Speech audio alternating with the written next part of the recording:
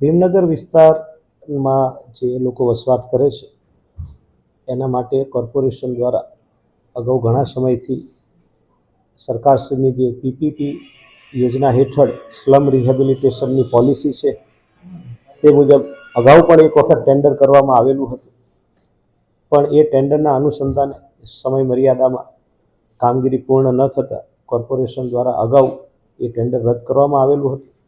ત્યારબાદ એક નવેસરથી ટેન્ડર નવા સર્વેને ધ્યાને લઈ અને પુનઃ કોર્પોરેશન દ્વારા કરવામાં આવેલું હતું. હાલમાં જે રજૂઆત છે એ ટેન્ડર ઉપર હજુ કોર્પોરેશન દ્વારા કોઈ નિર્ણય લેવામાં આવ્યો નથી.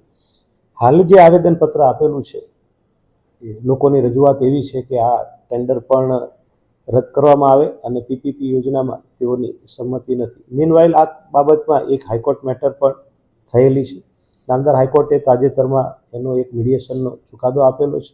આ બાબતને ધ્યાને લઈ ભીમનગરના વિસ્તારના વાસીઓ છે એ અને પીપીપી યોજનાની જે સરકારશ્રીની ગાઈડલાઇન છે તેને ધ્યાને લઈ અને કોર્પોરેશન લતાવાસીઓના હિતોને જે પીપીપી યોજના જ સ્લમ રિહેબિલિટેશન અને ડેવલપમેન્ટ માટે બનાવવામાં આવી છે, તો એ જોગવાઈઓમાં લતાવાસીઓને ના હિતોને કોઈ નુકસાન ન થાય તેને ધ્યાને લઈ અને કોર્પોરેશન ટૂંક સમયમાં ટેન્ડર અન્વયે નિર્ણય કરશે.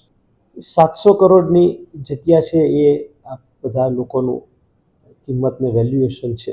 રાઈટ, જગ્યાના વેલ્યુએશન બાબતે કોઈ કોમેન્ટ એટલા માટે ન આપી શકાય કે આ દરેક વ્યક્તિના પોતાનો જજમેન્ટ અને એનો પ્રશ્ન છે.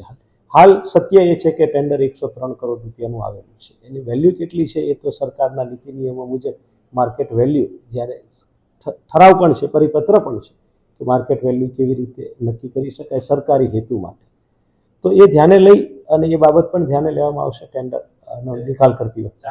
પીપીપી યોજના અંતર્ગત સરકારે સ્લમ રિહેબિલિટેશનની પોલિસી બનાવી છે. એમને એવી રજૂઆત આજે પ્રથમ વખત આવેદનના માધ્યમથી કરી છે, તો એ જો સરકારની કોઈ યોજના હશે તો એ બાબત પણ કોર્પોરેશન ગૌર કરશે.